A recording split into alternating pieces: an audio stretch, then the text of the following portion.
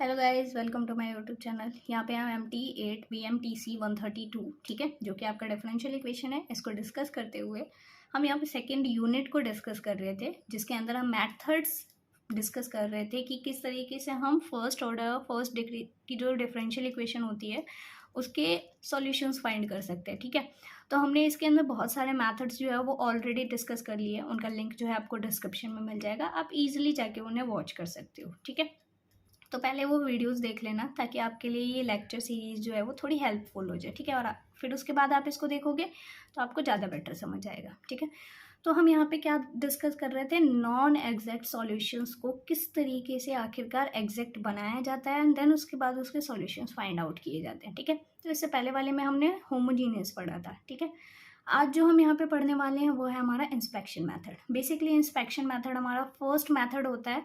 वो गलती से मैंने आपको होमोजीनियस पहले पढ़ा दिया था, तो पहले आप इसको देख लेना, देन आप उसको भी देखोगे। वैसे तो दोनों ही अलग अलग होते हैं, आप किसी को भी पहले कर लो, क्योंकि क्वेश्चन तो आपको देखते ही पता चलना होता है कि आखिरकार किस मैथड से वो सॉल्व होना है। ठीक है, हमारे पास यहाँ 6 मैथड्स हैं।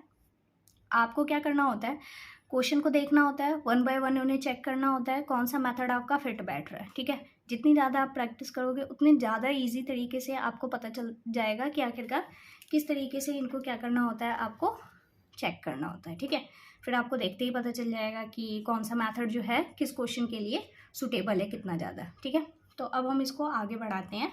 यहाँ पे हम बात कर रहे हैं इंस्पेक्शन मेथड की, और ये बहुत ही इंपॉर्टेंट मेथड है। ठीक है, तो यहाँ देख लो, इंस्पेक्शन मेथड स्टार्ट करने से पहले मैं आपको इसके कुछ फॉर्मूले बताऊंगी। ठीक है, इनको देखते के साथ आपको पता चल जाएगा कि इंस्पेक्शन मेथड के अंदर कौन सा फॉर्मूला, मतलब क्वेश्चन जो है उसके अंदर कौन सा फॉर्मूला अप्लाई होगा और किसकी हेल्प से वो क्वेश्चन जो है डायरेक्टली एग्जैक्ट सॉल्यूशन बन जाएगा आपका। ठीक है, तो यहाँ देखो ध्यान से, जैसे कि आपका सबसे फर्स्ट फॉर्म है x D x plus Y D Y. आपको सिंपली पता है कि x को हम x के रिस्पेक्ट में इंटीग्रेट कर सकते हैं और y को y के रिस्पेक्ट में हम इंटीग्रेट कर सकते हैं। अगर ये ऐसे लिखे हैं तो कोई दिक्कत ही नहीं है। ठीक है, लेकिन अगर कोई इक्वेशन ऐसी नहीं लिखी होगी तो हम क्या करेंगे, तो हम उसको क्या करते हैं, अपने इंस्पेक्शन मेथड में जो जितने भी ये फॉर्मूले हैं इनमें से एक ना एक कंडीशन उसके अंदर लगा के चेक करते हैं, क्या ये इस कंडीशन की हेल्प से इंटीग्रेबल बन पाती है या नहीं बन पाती। हमारा मेन मुद्दा यही होता है कि हम क्या करें, कुछ भी ऐसी ट्रिक लगाएं जिसकी वजह से हम क्या कर सकें, उस सॉल्यूशन को इंटीग्रेट कर सकें। ठीक है, और फिर हम उसकी हेल्प से अपने आंसर्स को फाइंड आउट कर सकें। तो सबसे पहला हमारा काम क्या होता है, ध्यान देना, यहाँ पे बहुत इंपॉर्टेंट चीज़ बताने वाली हूँ मैं आपको यहाँ पे, ये आगे भी आपकी बहुत ज़्यादा यूज़ होने वाली है। ठीक है, अगर आपको डिफरेंशियल इक्वेशन पढ़नी है तो ध्यान रखना इस चीज़ का। ठीक है, तो सबसे पहले जैसे आपके पास ये वाला तो आपको पता ही है, ये तो बहुत ईजी होता है। ठीक है, दूसरा क्या है, अगर आपको कहीं पे ऐसा दिख जाए जैसे X D Y plus Y D X, ठीक है, इस तरीके से दिख रहा हो तो आप क्या करोगे, तो आप उसको डायरेक्टली ऐसे लिखोगे। ठीक है, इस डी का मतलब क्या है, यहाँ पे डिफरेंशिएशन ऑफ एक्स वाई। ठीक है, इसका मतलब क्या होता है कि अगर कोई फॉर्म इस तरीके से लिखी होती है तो उसका डिफरेंशिएशन होता है ये। ठीक है, जब हम उसका डिफरेंशिएशन लिख लेते हैं तो सिंपली अगर आप इसे इंटीग्रेट करोगे तो आपको पता है डिफरेंशिएशन और इंटीग्रेशन दोनों एक दूसरे के क्या होते हैं, अपोजिट होते हैं। इंटीग्रेशन लगते के साथ ये डिफरेंशिएशन हट जाएगा यहाँ से और आपका आंसर जो है वो क्या मिलेगा, आपको एक्स वाई मिलेगा। इसके लिए समझ आ रहा है आपको यहाँ पे। अब हम चूज़ किस हिसाब से करते हैं। ठीक है, आपको सिंपली पता है ये वाली अगर टर्म होगी तो आपको ये लिखना है। ठीक है, समझ आ गया यहाँ पे। अभी हम क्वेश्चन करेंगे, उसके अंदर मैं आपको पुट अप करके दिखाऊंगी किस तरीके से हम इन्हें सॉल्व करते हैं। तो ध्यान रखना, इसका इंटीग्रेशन और इसका इंटीग्रेशन अगर ये दोनों ऐसे लिखे हुए हैं कभी भी, तो आपको कुछ नहीं करना, उसको इस फॉर्म में लिख देना है पहले तो, उसके बाद इसका इंटीग्रेशन करना है। ठीक है, जैसे ही आप यहाँ पे इंटीग्रेशन लगाओगे, आपको पता ही है इंटीग्रेशन जो होता है डिफरेंशिएशन का क्या होता है, जस्ट अपोजिट होता है। तो दोनों एक दूसरे से कैंसिल आउट हो जाएंगे और आपके आंसर के तौर पे आपको एक्स वाई मिलेगा इसके लिए। ठीक है, समझ आ गया इतना। तो ये होता है हमारा इंस्पेक्शन मेथड। बेसिकली इंस्पेक्शन का मतलब यही होता है कि आपको सोचना है, समझना है, जांच पड़ताल करनी है और फिर देखना है कि आखिरकार कौन सा मेथड इसके लिए एप्लीकेबल हो रहा है। ठीक है, नेक्स्ट की बात करते हैं। नेक्स्ट कहता है कि x D Y plus Y D x दे रखा है आपको यहाँ पे। ठीक है, और अगर उसके अपॉन में एक्स वाई लगा हुआ है तो आप उसको क्या लिख सकते हो, differentiation log D X, sorry log X Y लिख सकते हो उसे। ठीक है। इस तरीके से अगर ये फॉर्म दे रखी होती है तो आप उसको उसका जो मतलब सिंपली यही होता है कि इस फॉर्म का डिफरेंशिएशन होता है ये। समझ आ रहा है? अगर आप इसको डेरिवेट करके देखोगे ना इस वाली फॉर्म को, तो आपको यही मिलेगा। आप चाहो तो इसे करके भी देख सकते हो, ठीक है। कैसे मिलेगा वो भी दिखा देती हूँ आपको। जैसे कि यहाँ पे लॉग दे रखा है आपको, है ना, और यहाँ पे कितना दे रखा है, XY दे रखा है। तो रुको मैं आपको एक करके दिखाती हूँ। जैसे यहाँ पे फर्स्ट वाले को ही देख लो आप, आपको यहाँ दिख रहा है X और Y लिखा हुआ है यहाँ पे, है ना। हमें इसका क्या क्या करना है, डेरिवेट निकालना है। तो डेरिवेशन हम किस तरीके से करते हैं आपको पता ही है, प्रोडक्ट रूल लग जाएगा इसके अंदर। तो प्रोडक्ट रूल लगने के लिए क्या होता है, फर्स्ट वाले का डेरिवेशन होता है ना, और सेकेंड वाला एज इट इज़ रहता है।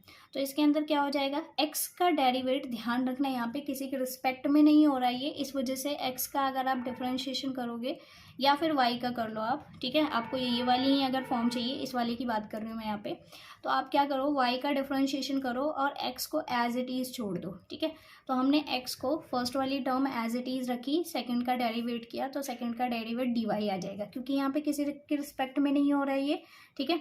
तो हमें नहीं पता है किसके रिस्पेक्ट में हो रहा है, तो यहाँ हम डी वाई लिखेंगे। प्लस में यहाँ पे क्या हो जाएगा आपके पास, अब सेकंड वाला एज इट इज़ रहेगा और फर्स्ट वाले का डेरिवेशन होगा, तो यहाँ हो जाएगा आपका dx। तो आपको दिख रहा है बेसिकली अगर आप इन दोनों का कंबाइन प्रोडक्ट करते हो, ठीक है, और इनके प्रोडक्ट का डेरिवेट करते हो, तो वो इस फॉर्म में आ जाती है। समझ आ गया आपको इतना कि ये आखिरकार टर्म्स जो है वो कहाँ से आती है।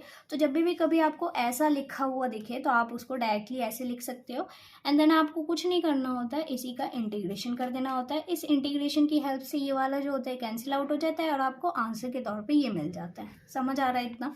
उसके बाद आपको क्या करना होता है, जैसे सेकंड वाला है, सेकंड वाला क्या लिखा है, तो सेकंड वाले में हमें किसका डिफरेंशिएशन करना है, तो डेरिवेट निकालना है हमें लॉग, किसका निकालना है, एक्स वाई का, ठीक है। तो यहाँ पे लिख लेते हैं हम लॉग एक्स और वाई का निकालते हैं, ठीक है। तो यहाँ पे क्या हो जाएगा, आपको पता है लॉग की प्रॉपर्टी के अकॉर्डिंग यहाँ पे लग जाएगा चेन रूल। तो सबसे पहले लॉग का डेरिवेट करोगे आप, तो वो हो जाएगा 1/xy, ठीक है। अगेन आपको इनके अंदर क्या लगा देना है, प्रोडक्ट रूल लगाना है। तो फिर क्या हो जाएगा, first as it is, second का डेरीवेट, प्लस उसके बाद क्या हो जाएगा, सेकेंड एज इट इज़ और फर्स्ट का डेरिवेट।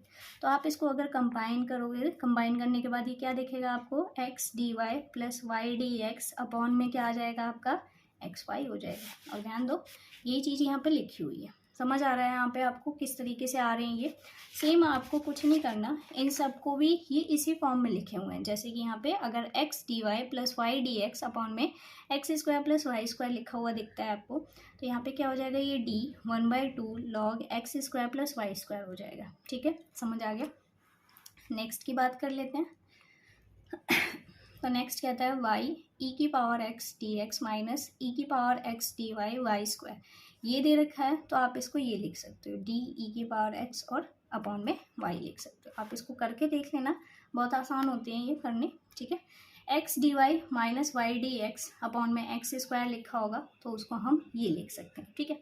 उसके बाद क्या होता है कि अगर आपके पास x D Y minus Y D x upon में वाई स्क्वायर है, तो इसको हम एक्स अपॉन वाई लिख सकते हैं, ठीक है। अब आपको यहाँ पे दिखेगा कि हमारे पास यहाँ कुछ फॉर्मूले हैं जो सेम है। जैसे कि ऊपर वाला दिख रहा है आपको, x D Y minus Y D x D Y minus Y D x और x D Y minus Y D x. Even यहाँ पे एक और फॉर्मूला है, x D Y minus Y D x D Y minus Y D x. अब आपको दिख रहा होगा कि ये सारे के सारे जो फॉर्मूले हैं वो सेम है। आपको क्या दिया जाएगा, आपको ऐसा नहीं होगा कि हाँ आपको ये नीचे वाली टर्म सॉरी ये ऊपर वाली टर्म दे दी जाएगी और ये नीचे वाले आपको खुद चूज़ करने होंगे कि आखिरकार इनके नीचे में आपको क्या पुट करना है। आपको एक्स स्क्वायर रखना है, वाई स्क्वायर रखना है, एक्स वाई रखना है, या फिर आपको x square plus Y square लेना है, या x square minus y square लेना है, ठीक है। ये डिपेंड किसके ऊपर करेगा, ये डिपेंड करेगा इसकी जो दूसरी साइड वाला फंक्शन होगा उसके ऊपर, ठीक है। मान के चलो इसके दूसरे साइड में आपके पास कुछ ऐसा फंक्शन है जिसकी वजह से ये क्या हो रहा है, ईजिली ये वाली चीज़ बन जा रही है, ठीक है। तो फिर तो आपको कुछ नहीं करना, क्योंकि इससे क्या करना होगा, आपको एक्स स्क्वायर से यहाँ डिवाइड कर देना होगा जिससे ये वाली टर्म बन जाए और ईजिली आप उसका डेरिवेशन निकाल सको, सॉरी इंटीग्रेट कर सको और फिर आंसर फाइंड कर सको। जैसे यहाँ पे वाई स्क्वायर दे रखा है, अभी जब हम क्वेश्चन करेंगे तब आपको धीरे धीरे देखने से पता चल जाएगा कि आखिरकार किस हिसाब से हम यहाँ पे एक्स स्क्वायर डालें, वाई स्क्वायर डालें या एक्स वाई डालें इनके अपॉन में, या फिर x square plus Y square डालना होगा, या फिर x square minus y square डालना होगा। ठीक है, समझ आ गया इतना। तो ये हमारे पास कुछ फॉर्मूले हैं, आप चाहो तो इनका स्क्रीनशॉट ले लो, नोट डाउन कर लो इन्हें। ठीक है, तो मैं आपको दिखा देती हूँ ताकि आप इनका स्क्रीनशॉट ले सको। ठीक है, आप यहाँ पे स्क्रीनशॉट ले लेना इनका। ओके, ये रहे फॉर्मूले आपके, आप स्क्रीनशॉट ले चुके होगे अब इस टाइम तक। अब हम क्या करेंगे, इससे रिलेटेड कुछ क्वेश्चंस करेंगे जो आपके एग्जाम्स के लिए इम्पॉर्टेंट है। ओके, जैसे आपको क्वेश्चन दिख रहा होगा आपकी स्क्रीन के ऊपर, यहाँ पे लिखा हुआ है सॉल्व द डिफरेंशियल इक्वेशन। ठीक है, आपको क्या करनी है, डिफरेंशियल इक्वेशन सॉल्व करनी है। X D Y minus Y D x is equals to में x square plus Y square d x दे रखा है। ठीक है, आपको इसे सॉल्व करना है। सॉल्व करने के लिए आपको क्या करना होगा, इसको आपको दिख रहा है ना ये कौन सी फॉर्म है, जस्ट अभी हमने एक फॉर्म डिस्कस की थी। ठीक है, ये इसी फॉर्म में लिखी हुई है, आपको दिख रहा है एक्स डी वाई है माइनस वाई डी एक्स लिखा हुआ है ना। तो इसके नीचे आखिरकार हमें किससे डिवाइड करना पड़ेगा, एक्स स्क्वायर से डिवाइड करना होगा, वाई स्क्वायर से, एक्स वाई से, x square plus Y square से, या x square minus y square से डिवाइड करना होगा। ठीक है, वो किसके ऊपर डिपेंड करेगा, इस वाली टर्म के ऊपर डिपेंड करेगा। ठीक है, हम ऐसी नंबर से या ऐसे टर्म से हम इसको डिवाइड करेंगे जिससे ये वाली टर्म हमारी कंफर्टेबल हो जाए और ईजिली हम उसका फिर इंटीग्रेशन कर सकें। ठीक है, समझ आ रहा है आपको यहाँ पे। तो उससे पहले हमें क्या करना होगा, सबसे पहले हमारा सबसे पहला स्टेप जो होता है वो ये होता है कि हमें चेक करना होता है कि इस गिवन कंडीशन जो है, ये गिवन इक्वेशन जो है वो एग्जैक्ट है या नहीं है। ठीक है, तो सबसे पहले हम चेक करेंगे। ठीक है, इसके लिए आपको क्या लिखना होगा, यहाँ पे आप लिखो कि गिवन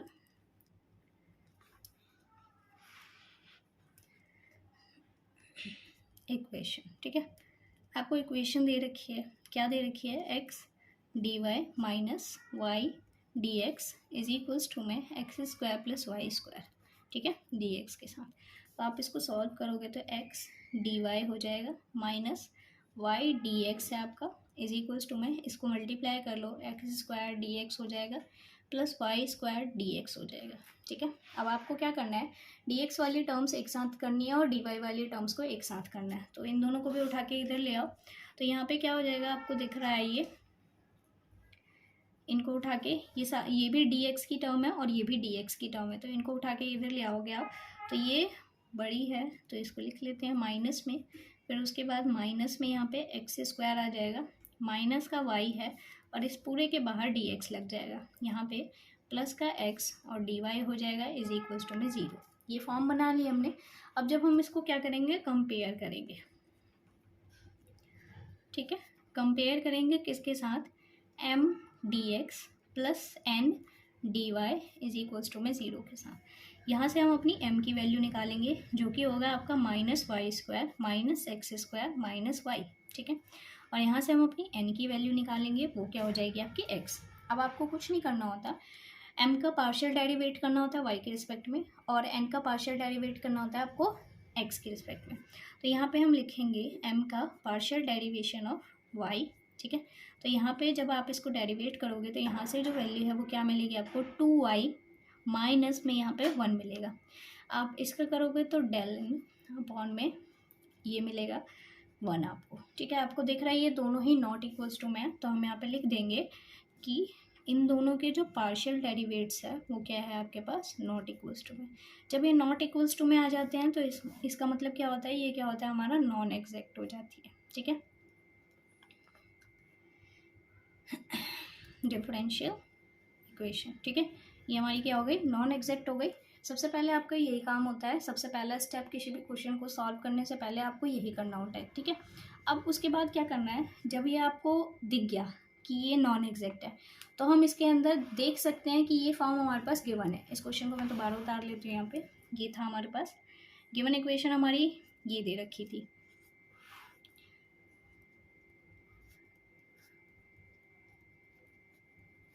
ठीक है, ये इस तरीके से दी हुई थी।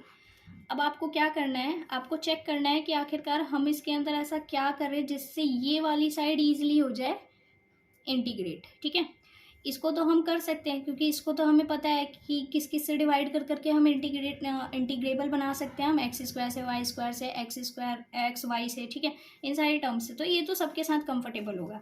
चलो मैं आपको ना चेक करके दिखा देती हूँ। जैसे आप क्या करोगे, इसको यहाँ पे अगर आप मान के चलो एक्स स्क्वायर से डिवाइड करते हो तो यहाँ पे भी एक्स स्क्वायर से करना होगा और यहाँ पे भी, बोथ साइड करेंगे हम जो भी काम करेंगे।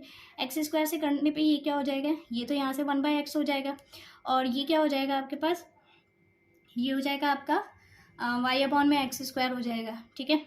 उसके बाद यहाँ पे ये वैल्यू जो होगी वो क्या हो जाएगी आपके पास, ये हो जाएगी आपकी ये तो 1 हो जाएगा, लेकिन ये क्या हो जाएगा वाई स्क्वायर अपॉन में एक्स स्क्वायर। तो बेसिकली ये तो एक्स के रिस्पेक्ट में हो जाएगा डेरिवेट, लेकिन ये इसमें क्या हो जाएगी, यहाँ पे दिक्कत हो जाएगी आपको, क्योंकि यहाँ पे तो हमें क्या करना था, वाई स्क्वायर को बिल्कुल रिमूव करना है ताकि हम इसे एक्स के रिस्पेक्ट में क्या कर सके, डेरिवेट कर सके। तो ये तो नहीं हो सकता। वाई से अगर वाई स्क्वायर से भी आप यहाँ पे मल्टीप्लाई करते हो, डिवाइड करते हो सॉरी, तो भी यहाँ पे क्या हो जाएगा, वाई एक्स बाय वाई बच जाएगा यहाँ पे, ठीक है। और ये भी क्या हो जाएगा, ये तो खैर वो हो जाएगा कैंसिल आउट होके 1/y बच जाएगा। फिर उसके बाद ये वाला, लेकिन इसको दिक्कत हो जाएगी, हमें यहाँ से y हटाना है किसी भी तरीके से, ठीक है, ताकि हम इसको x के रिस्पेक्ट में क्या कर सके, इंटीग्रेट कर सके। तो ये तो हो नहीं पा रहा, तो इसके लिए हम क्या करेंगे, आपको दिख रहा है कि यहाँ पे हम अगर x square plus Y square से इन बोथ साइड में डिवाइड कर दें तो ये यहाँ से क्या हो जाएगा, कैंसिल आउट हो जाएगा, ये वाली टर्म इस पूरे से कैंसिल आउट हो जाएगी। और इस पूरे की वैल्यू हमें पता है कि आखिरकार क्या होती है। तो इस पूरे की वैल्यू क्या होती है हमारी, पीछे आप अपने फॉर्मूला के अंदर देख लेना। इस पूरे की वैल्यू होती है, इसको लिखा जाता है डी ऑफ tan इनवर्स, और इसको क्या लिखा जाता है, y/x, ठीक है, इज इक्वल्स टू में ये आ गया आपका सिर्फ और सिर्फ dx। अब हमें कुछ नहीं करना है, ये इजीली इंटीग्रेट हो सकता है ये वाली टर्म। तो हम यहाँ पे क्या लिखेंगे, इंटीग्रेटिंग बोथ साइड, ठीक है। आपको क्या करना है, इसे इंटीग्रेट कर देना बोथ साइड। तो यहाँ पे आपको लगाना है इंटीग्रेशन और differentiation of tan inverse y/x is equals to में इंटीग्रेशन ऑफ dx, ठीक है। तो आपको पता है ये इंटीग्रेशन से ये डिफरेंशिएशन जो है वो हट जाएगा और यहाँ पे क्या बचेगा, सिर्फ ये बचेगा tan inverse y/x is equals to में x प्लस c, ठीक है। ये हो गई हमारी, ये हो गया हमारा आंसर। समझ आ गया आपको किस तरीके से इंस्पेक्शन मेथड के यूज़ करते हैं। तो फॉर्मूले याद रखो, ज़्यादा से ज़्यादा क्वेश्चंस ट्राई करो ताकि आपको फॉर्मूले ज़्यादा याद हो सके, और जितने भी आप क्वेश्चन करोगे उनके अंदर फॉर्मूले लिखना ज़रूर, ताकि लिखने से आपको ज़्यादा से ज़्यादा वो रिकॉल हो सके ईजिली, ठीक है। एक दो और क्वेश्चन करते हैं हम आप इसके अंदर। नेक्स्ट क्वेश्चन है हमारे पास। देखो, इंस्पेक्शन को ना जानने का सबसे आसान तरीका ये होता है ना कि नहीं, ये थोड़े अटपटे से दिखते हैं, मतलब इनकी कोई अपनी टर्म नहीं होती, सूटेबल टर्म नहीं होती, मतलब ये ना अलग थलग से दिखते हैं आपको, ठीक है। तो उससे आप पता कर सकते हो कि इसके अंदर इंस्पेक्शन लगना है, ठीक है। तो और होमोजीनियस के लिए तो मैंने आपको बता ही रखा है, बाकी और भी मेथड्स हैं उनके लिए भी मैं आपको ट्रिक बताऊंगी किस तरीके से करना है। और अगर आपको वीडियो अच्छी लगती है, हेल्पफुल लगती है, तो लाइक कर देना और सब्सक्राइब जरूर कर लेना, ठीक है। मुझे पता है बहुत सारे ऐसे लोग होते हैं जो सब्सक्राइब नहीं करते, सिर्फ वीडियो देख लेते हैं, तो ये बहुत बुरी बात होती है। तो यहाँ पे देखो, जैसे कि सॉल्व करने के लिए इसने लिखा हुआ है 1 + xy, और यहाँ पे y दे रखा है dx + 1 - में xy, और यहाँ पे क्या दे रखा है आपको, x और dy दे रखा है, इज इक्वल्स टू में 0। हमें इसे सॉल्व करना है। तो सबसे पहले काम क्या होता है हमारा, चेक करना कि ये होमोजीनियस है या नहीं है। तो उसके लिए आप क्या करोगे, इसको रीअरेंज कर लो सबसे पहले। तो वैसे तो आपको दिख रहा है यहाँ से हम इजीली अपना m निकाल सकते हैं और n निकाल सकते हैं। आप चेक करके मुझे बताना है क्या ये इक्वेशन आपकी होमोजीनियस क्या है, एग्जैक्ट है या नहीं है, ठीक है। तो एग्जैक्ट के लिए ये काम आपका है, आप खुद चेक कर लेना इसे, ठीक है। मेरे को तो पता है कि ये नहीं है, तो हम इसको सबसे पहले मल्टीप्लाई कर लेते हैं। तो यहाँ पे लिखा जाएगा y dx प्लस, इसको मल्टीप्लाई करोगे तो ये आएगा x y² dx प्लस, इसको लिखो ये आ जाएगा आपका x माइनस x² y और dy इज इक्वल्स टू में 0, ठीक है। इसको हमने मल्टीप्लाई कर लिया। अब इसके बाद हमें क्या करना होता है, ये dy आएगा इसके साथ, ठीक है। तो अब मैं क्या करूँगी, इस टर्म और इस टर्म को दोनों को साथ में रख लूँगी, ठीक है। तो यहाँ पे आ जाएगा आपका, आप इसे लिख सकते हो x dy plus y dx, इन दोनों में प्लस लगा हुआ है, ठीक है। और बाकियों को एक साथ लिख लेते हैं हम। तो प्लस में x y square d x minus x square y और d y is equals to में 0। तो आपको दिख रहा है x D Y plus Y D x, इसको हम क्या लिख सकते हैं, इसको लिख सकते हैं हम डी ऑफ एक्स वाई। ठीक है, ये फॉर्मूला है हमारा। ठीक है, तो इसको हमने लिख लिया। ये क्या होता है आपका डिफरेंशिएशन की फॉर्म में लिख सकते हैं। अगर हम एक्स और वाई का डिफरेंशिएशन करेंगे तो ये इस तरीके से मिलता है हमें। ठीक है, तो हम इसको डायरेक्टली लिख सकते हैं ताकि डेरिवेट करने पे ये कट जाए और सिर्फ एक्स वाई मिल जाए हमें। ठीक है, तो ये तो हमने इसकी फॉर्म बना दी। और प्लस में यहाँ पे आ गया आपका x y square d x minus x square y और d y is equals to में 0। अब ध्यान देना, ये तो ईजिली हो जाएगा। ठीक है, हमें इसकी टेंशन लेनी है आखिरकार किस तरीके से मैं इसको इंटीग्रेट करूं। ध्यान देना, यहाँ से मुझे वाई स्क्वायर हटाना है और यहाँ से मुझे एक्स स्क्वायर हटाना है। तो आखिरकार हम ऐसा क्या कर सकते हैं जिसकी वजह से ये दोनों हट जाए यहाँ से। तो सिंपली आपको इसे क्या करना होगा, इसको डिवाइड कर दो। ठीक है, तो यहाँ पे हम लिखेंगे डिवाइडिंग बोथ साइड। ठीक है, bye 1/x square y square. ठीक है, तो यहाँ पे क्या हो जाएगा, इसको लिखोगे आप d/xy में एक्स स्क्वायर वाई स्क्वायर। ठीक है, प्लस में ये क्या हो जाएगा आपका एक्स वाई स्क्वायर में x square y square dx। ठीक है, माइनस में एक्स स्क्वायर वाई में एक्स स्क्वायर वाई स्क्वायर और dy इज इक्वल्स टू में 0। ये हो गया। यहाँ पे आप इसे कैंसिल आउट करोगे जैसे ही, तो यहाँ पे बचेगा d ऑफ 1/xy बच जाएगा यहाँ पे। ठीक है, और यहाँ पे बच जाएगा आपका क्या, यहाँ से ये वाई स्क्वायर हट जाएगा और यहाँ पे क्या बचेगा आपका एक x बच जाएगा यहाँ पे। तो 1/x और dx लिख लेंगे हम इसे। माइनस में यहाँ पे एक्स स्क्वायर खत्म हो गया और एक y खत्म हो गया। तो आपको दिख रहा है ये इजीली सेपरेट हो गई है ना, अपने अपने डेरिवेशन के साथ, सॉरी अपने अपने इंटीग्रेशन के साथ हो गया इजीली सेपरेट। अब हम क्या करेंगे, सिंपली आपको दिख रहा है कि ये अब आसानी से इंटीग्रेट हो सकते हैं, इंटीग्रेबल बन गए। तो हम यहाँ पे लिख लेंगे इंटीग्रेटिंग बोथ साइड। ठीक है, आप जितने ज़्यादा क्वेश्चन करोगे ना, आपको दिखना शुरू हो जाएगा कि आखिरकार हम इसे किससे मल्टीप्लाई करें, किससे डिवाइड करें। ठीक है, ताकि ये अपनी इंटीग्रेबल फॉर्म में चेंज हो जाए। तो यहाँ पे जब आप इसको करोगे तो ये हो जाएगा आपका डिफरेंशिएशन 1/xy।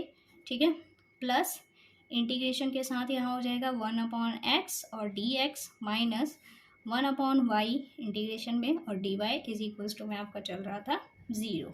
ठीक है, फिर उसके बाद क्या हो जाएगा, आप जैसे ही इसको करोगे तो यहाँ पे क्या हो जाएगा आपके पास,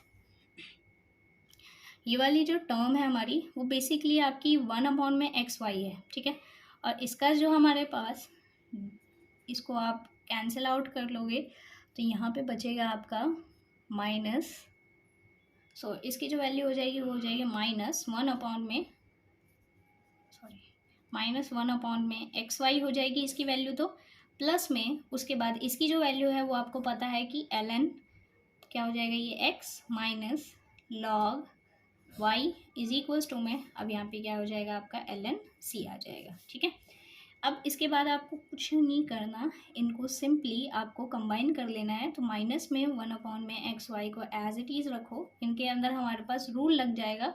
और इसको हम क्या लिख सकते हैं, इसको हम लिख सकते हैं बेसिकली 1/ln x/y लिख सकते हैं हम इसे, और इज इक्वल्स टू में ln c चल रहा है आपका। ठीक है, c आपको पता है हमारा कांस्टेंट है।